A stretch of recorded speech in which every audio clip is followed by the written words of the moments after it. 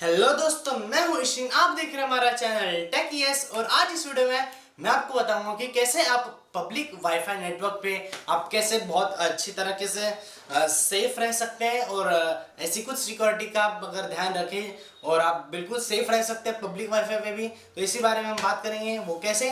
तो आइए देखते हैं।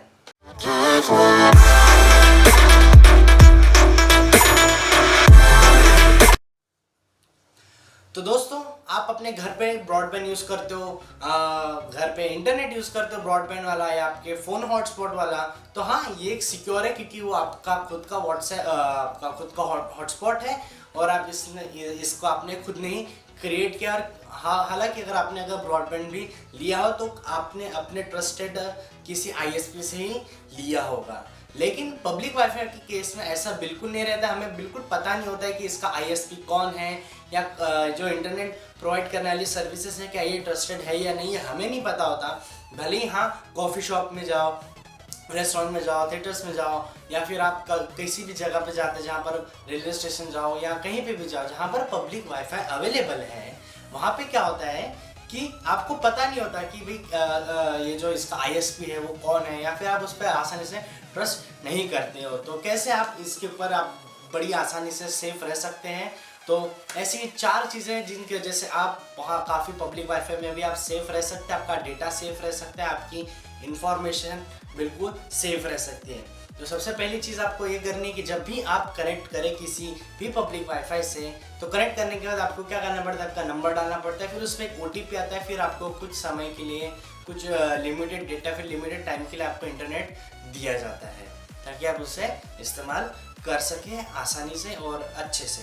तो ठीक है, तो जब भी आप कनेक्ट करें उसके बाद अगर आपको लॉगिन डिटेल्स पूछता है या फिर नंबर डालने बोलता है तो सिर्फ ज़्यादा से ज़्यादा आपको नंबर पूछेगा और क्या पूछेगा, ओटीपी के लिए, जो ओटीपी आपके फ़ोन नंबर पे आया होगा।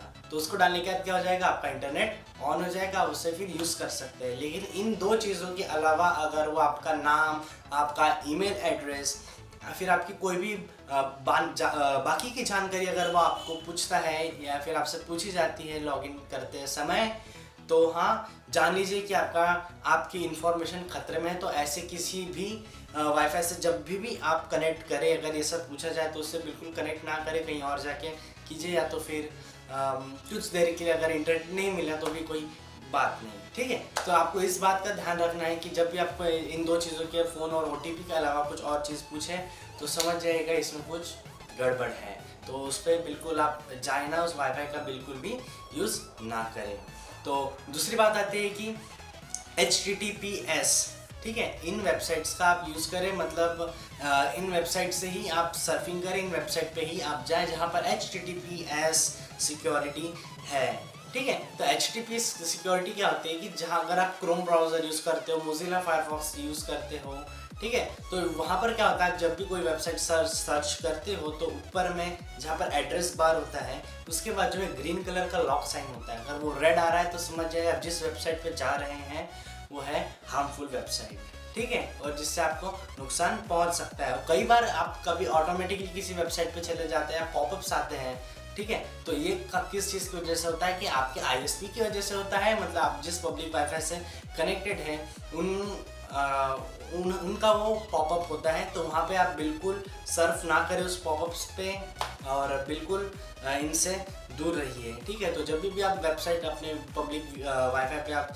सर्फ करते हैं जहाँ पर HTTPS जो आता है उसी वेबसाइट्स पे आप जाए। अगर आपको पता नहीं है कि क्या है तो ऊपर में आप आइकन देख सकते हैं, अगर वो रेड है तो प्लीज़ वो वेबसाइट से जितना जल्दी हो सके उतने जल्दी आप बाहर आ जाओ और किसी अच्छी वेबसाइट का इस्तेमाल करें पब्लिक वाईफाई पे। और तीसरी बहुत ज़रूरी बात है कि हाँ, जब भी आप कनेक्ट करें तो सबसे पहले अपना VPN ऑन कर दें, वर्चुअल प्राइवेट नेटवर्क, जिससे क्या हो जाएगा कि जो भी आपको जहाँ से भी आपको सर्विस मिल रही हैं, ठीक है, तो उनको पता नहीं चलेगा कि आप क्या सर्फ कर रहे हैं और क्या अपनी इंफॉर्मेशन देख रहे हो या कहाँ से ले रहे हो, क्या कर रहे हो, इसके बारे में कुछ भी जानकारी उनको नहीं मिल पाएगी, ठीक है। तो इसलिए VPN का इस्तेमाल ज़रूर करें। Free VPN, paid VPN play store पे हज़ारों की तादाद में अवेलेबल है, उसमें से आप किसी भी अच्छे ट्रस्टेड VPN का आप इस्तेमाल करें तो आपको फ़ायदा ज़रूर होगा और हाँ, आप सिक्योर रहोगे। और चौथी लास्ट सबसे इम्पॉर्टेंट बात है कि जो भी एयर ड्रॉप्स और फाइल शेयरिंग है उसे आप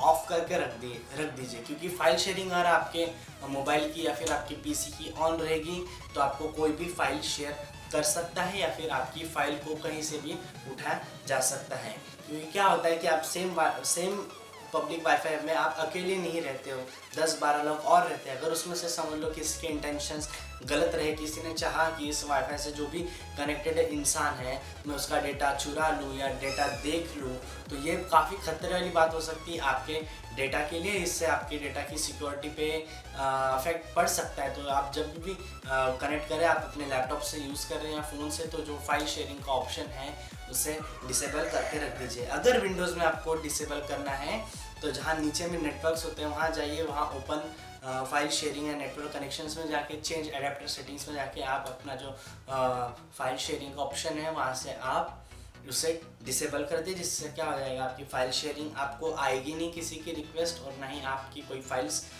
छेड़ सकता है या उड़ा सकता है, मतलब सर्फ नहीं कर सकता आपकी फाइल्स को। तो ये बहुत बड़ा, उससे बहुत बड़ा एडवांटेज हो जाएगा आपकी फाइल्स की, आपके डेटा की सिक्योरिटी के लिए। और सबसे आखिरी और सबसे बोनस आपको एक बता दूं इन्फॉर्मेशन, ये है कि WPA3 जो सिक्योरिटी है वो अभी अगले साल से नए नए जो राउटर्स हैं उनमें आने वाली है।